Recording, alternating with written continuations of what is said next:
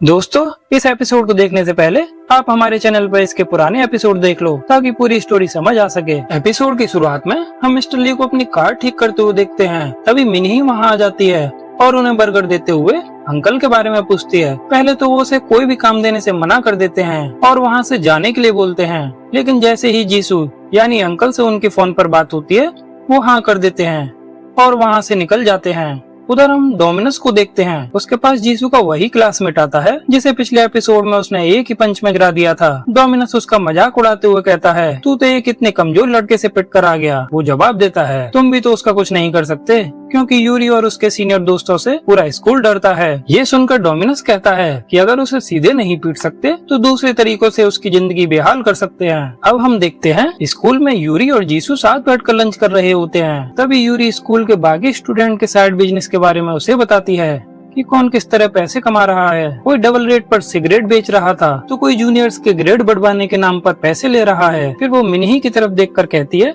कि बस इसके बारे में ही मुझे नहीं पता था कि ये कैसे पैसे कमाती है, लेकिन थैंक्स टू यू अब ये भी मुझे पता चल गया। जीसू उससे पूछता है कि तुम्हें ये सब कैसे पता चल जाता है। तब यूरी बताती है कि उसे स्कूल के अंदर की लगभग सारी बातें पता है कि उसके जूडो वाले दोस्त भी रिच गर्ल्स के लिए डांस करके पैसे कमाते हैं, इसीलिए अगर जरूरत पड़े तो वो भी उनसे अपने काम में मदद ले सकता है। तभी यूरी के दोस्त वहाँ आ जाते हैं और जीसू को उसका बॉयफ्रेंड बोलकर छेड़ने लगते हैं। बेचारा जीसू शर्म के मारे घबरा जाता है और गिरता पड़ता वहाँ से भाग जाता है। आगे हम देखते हैं कि जीसू अपना काम फिर से शुरू कर देता है, लेकिन यूरी अब उसके पीछे ही पड़ जाती है। यहाँ तक कि रात को भी उसका पीछा नहीं छोड़ती और ये देखने उसके घर तक पहुँच जाती है कि आज उसने कितने पैसे कमाए। इसके बाद वो अपने घर पर जाकर पूरे दिन की कमाई का हिसाब फीड करती है, लेकिन अपनी मॉम के सामने ऐसे एक्ट करती है जैसे कि वो पूरे टाइम पढ़ाई ही कर रही हो। तभी उसकी मॉम कहती है कि कल तैयार होकर कंपनी आ जाना, तो मैं हमारे पार्टनर से मिलाना है। अगले दिन यूरी अपने पेरेंट्स की एंटरटेनमेंट एजेंसी में होती है, जहां वो उनके पार्टनर से मिलती है, लेकिन उन्हीं में से एक एजेंसी का बॉस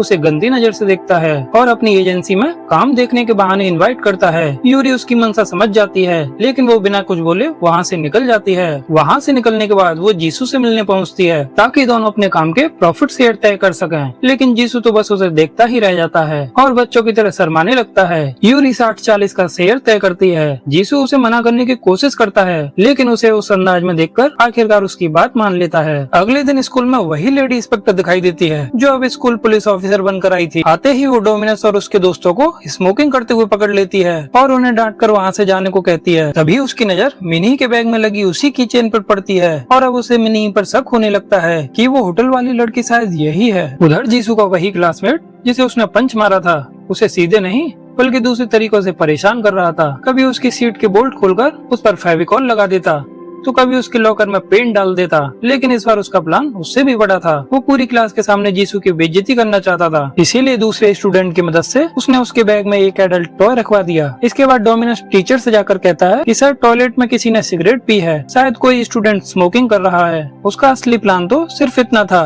कि क्लास के बैग चेक हों और जीसू के बैग में वो एडल्ट टॉय निकल आए ताकि सबके सामने उसका मजाक उड़ाया जा सके। अब टीचर कुछ सीनियर्स को साथ लेकर क्लास की चेकिंग के लिए निकल पड़ते हैं। उधर यूरी की एक फ्रेंड उसे मैसेज करके इस चेकिंग के बारे में बता देती है। यूरी भी इशारों में जीसू को समझाने की कोशिश करती है कि वो अपने बैग में रखे काम के पैसों को कहीं छुपा दे, लेकिन हमारा भाई आज पढ़ाई में इतना डूबा हुआ था कि उसे यूरी के इशारे समझ ही नहीं आते और अगले ही पल टीचर उनकी क्लास में पहुंच जाते हैं और एपिसोड 4 यहीं खत्म हो जाता है।